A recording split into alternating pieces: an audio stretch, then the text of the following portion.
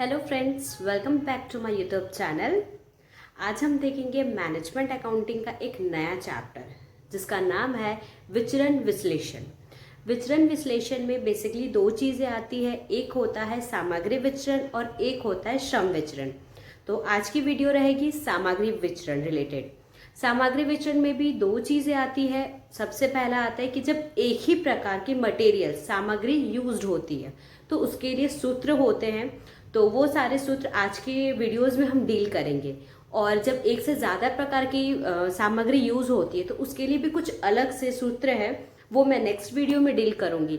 तो आज मैंने कोशिश की है कि आपको हिंदी मीडियम में सारे सूत्र देने की, और मैंने इंग्लिश में भी उसको लिखा है ताकि अगर कुछ स्टूडेंट इंग्लिश में उसको रिलेट कर सकते हैं, दैट्स वेरी गुड, आप ज़रूर कीजिए। और मैंने उसको हिंदी में भी ट्रांसलेट किया है ताकि अगर आपको कोई भी कंफ्यूजन हो तो वो आपके लिए ईजी टू अंडरस्टैंडेबल हो। So let's start. आज हम देख रहे हैं विचरण विश्लेषण। विचलन विश्लेषण में दो चीज़ें आती है, एक आती है सामग्री विचरण और एक आता है श्रम विचरण। सामग्री विचरण को मटेरियल वेरिएंस बोला जाता है और श्रम विचरण को लेबर वेरिएंस बोला जाता है। आज हम देखेंगे सिर्फ सामग्री विचरण, और इसमें भी दो चीज़ें आती है। सबसे पहले जब एक ही टाइप के मटेरियल यूज्ड हो, मतलब जब एक ही प्रकार की सामग्री का प्रयोग होता है, और एक आता है जब एक से ज़्यादा प्रकार की सामग्री का प्रयोग किया जाता है। तो आज हम पर्टिकुलर इस वीडियो में एक ही प्रकार की सामग्री का प्रयोग करने के लिए जो सारे सूत्र हम यूज़ करते हैं वो सारी चीज़ें आज मैं बताऊंगी। आज मैंने सारे सूत्र लिखे हुए हैं क्योंकि बेसिकली ये सारे फॉर्मूलेज आपको इंग्लिश में मिलते हैं, हिंदी में मिलते नहीं हैं। तो मैंने सबको हिंदी ट्रांसलेट करके आप लोग के लिए रखा हुआ है। चलिए मैं आपको हिंदी और इंग्लिश दोनों में इस सूत्र को बताती हूँ। जब एक ही प्रकार की सामग्री का प्रयोग होता है तो उसमें सबसे पहला हम लोग को जब सामग्री विचरण निकालते हैं तो हमको सबसे पहले बेसिक 3 विचरण निकालना है। एक है सामग्री लागत विचरण, दूसरा है सामग्री मूल्य विचरण और तीसरा है सामग्री उपयोग विचरण। सबसे पहले सामग्री लागत विचरण देख लेते हैं। अब आपको क्वेश्चन में दो तरीके की लागत दिए हुए होंगे, एक होगा प्रमापित मतलब स्टैंडर्ड और दूसरा है वास्तविक एक्चुअल। हमारे पास जो भी सारी क्वेश्चंस में इंफॉर्मेशन दी होगी उसमें आपको एक साइड में सारी प्रमापित इंफॉर्मेशन दी होगी, जिसमें आपको प्रमापित लागत, प्रमापित मात्रा, प्रमापित मूल्य, ये सारी चीज़ें दी होगी। और एक तरफ आपको दिया हुआ वास्तविक, कि आपको उस प्रोडक्ट को बनाने के लिए या किसी चीज़ के लिए भी आपको जो सामग्री लगी है तो वास्तविक में कितना आपको लगा है, वास्तविक में उसकी मात्रा कितनी यूज्ड हुई है और वास्तविक में क्या क्या मूल्य रहा है।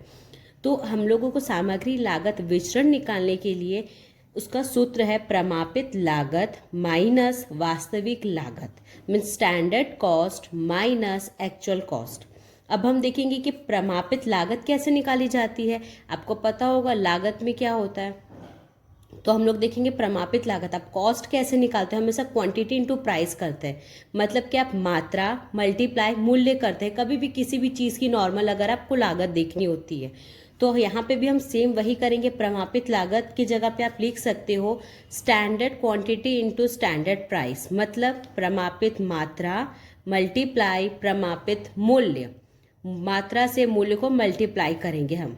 और वास्तविक लागत निकालने के लिए वास्तविक मात्रा मल्टीप्लाई वास्तविक मूल्य, ये हमारा फॉर्मूला है। यहाँ पे अगर आप पहले इस चीज़ को मल्टीप्लाई करके निकाल लेंगे तो इसको निकालने से ये आएगा, ठीक है, मीन्स प्रमापित लागत इक्वल्स टू प्रमापित मात्रा इनटू प्रमापित मूल्य। आप अब जब स्टार्टिंग के क्वेश्चंस डील करेंगे तो आप इस तरीके से फॉर्मूला यूज़ कर सकते हैं। आगे जैसे ज़्यादा क्वेश्चंस आप डील करेंगे वहाँ पे आपको एक फॉर्मेट बेस में बनाना पड़ेगा, टेबल बेस पे। तो ये हो गया फर्स्ट फॉर्मूला हमारा क्लियर, सामग्री लागत विचरण इक्वल्स टू प्रमापित लागत माइनस वास्तविक लागत। सेकेंड फॉर्मूला हम देखेंगे वो है सामग्री मूल्य विचरण। सामग्री मूल्य विचरण मीन्स यहाँ पे हमें मूल्य देखना है, तो इसका फॉर्मूला है वास्तविक उपयोग मात्रा और फिर ब्रैकेट में लिखेंगे प्रमापित मूल्य माइनस वास्तविक मूल्य। इंग्लिश में शॉर्ट में जैसे फॉर्मूलाज लिखा हुआ है वहाँ पे रहता है एमपीवी, सामग्री मूल्य विचरण को मटेरियल प्राइस वेरिएंस बोला जाता है, MPV. MPV equals to actual quantity और ब्रैकेट पे लिखेंगे standard price minus actual price. Hindi में मैंने बता दिया है वास्तविक उपयोग मात्रा ब्रैकेट में प्रमापित मूल्य माइनस वास्तविक मूल्य। ये हमारा सेकेंड बेसिक फॉर्मूला है। जब भी हम सामग्री विचरण निकालेंगे हम इसका प्रयोग करेंगे। अब है तीसरा फॉर्मूला। तीसरा फॉर्मूला है हमारा सामग्री उपयोग विचरण। यहाँ पे हम लोग क्वांटिटी से रिलेटेड बात करेंगे, जो हमने कितना उपयोग किया है उसकी मात्रा क्या क्या यूज हुई है। तो सामग्री उपयोग विचरण का फॉर्मूला है प्रमापित मूल्य, फिर ब्रैकेट में लिखेंगे प्रमापित मात्रा माइनस वास्तविक मात्रा। इंग्लिश में इसको आप लिख सकते हैं MUV, सामग्री उपयोग विचरण, material usage variance equals to standard price, bracket में है standard quantity minus actual quantity. मैंने आपको हिंदी में बताया स्टैंडर्ड प्राइस मीन्स प्रमापित मूल्य, स्टैंडर्ड क्वांटिटी प्रमापित मात्रा माइनस एक्चुअल क्वांटिटी वास्तविक मात्रा। ये ये 3 बेसिक फॉर्मूले हैं जो हम लोग जब भी सामग्री विचरण निकालेंगे तो हमें ये निकालना ही होगा। अब इसको हम वेरिफिकेशन जानते होंगे आप कि बहुत सारे फॉर्मूलेस के वेरिफिकेशन आपको मिलते हैं, तो यहाँ पे भी आपको एक वेरिफिकेशन करना होगा। विचरणों का प्रमापन मीन्स वेरिफिकेशन कैसे करेंगे। MCV equals to MPV plus MUV, Hindi में बताऊंगी सामग्री लागत विचरण इक्वल्स टू सामग्री मूल्य विचरण प्लस सामग्री उपयोग विचरण। यहाँ पे देखेंगे अगर आप, तो मैंने आप लोगों को इसको एक इस तरीके से ड्रॉ करके बताया, जैसे सामग्री लागत विचरण इक्वल्स टू सामग्री मूल्य विचरण प्लस सामग्री उपयोग विचरण। ये है इसका वेरिफिकेशन। अब जब भी ये 3 फॉर्मूलेज पुट करेंगे, यूज करेंगे, तब आप इसको जरूर वेरीफाई कीजिएगा। इससे आपको पता चल जाएगा कि आपने जो भी वैल्यूज डाली है वो सही है या नहीं। आपका आंसर आपको यहीं पे पता चल जाएगा। ये तो हम लोग प्राइस, क्वांटिटी और लागत, कॉस्ट के बारे में हमने डिस्कस कर लिया। अब हम देखते हैं उत्पत्ति मात्रा। जैसे आप कहीं पे भी प्रोडक्ट का यूज कर रहे हो तो आप वहां देखोगे कि कितनी उत्पत्ति हुई है, क्या प्रोडक्शन हुआ है। तो यहाँ पे हम देखेंगे सामग्री उत्पत्ति मात्रा विचरण, जिसको इंग्लिश में बोलते हैं मटेरियल यील्ड वेरिएंस। ठीक है, इसका फॉर्मूला है प्रमापित लागत प्रति इकाई। हम यहाँ पे प्रति इकाई लेंगे, प्रमापित लागत प्रति इकाई, और ब्रैकेट में लिखेंगे वास्तविक उत्पत्ति मात्रा माइनस प्रमापित उत्पत्ति मात्रा। आपको क्वेश्चन में दिया होगा वास्तविक उत्पत्ति मात्रा और प्रमापित उत्पत्ति मात्रा, तो आपको ये चीज पता होगी, फिर आप प्रमापित लागत प्रति इकाई निकाल सकते हैं।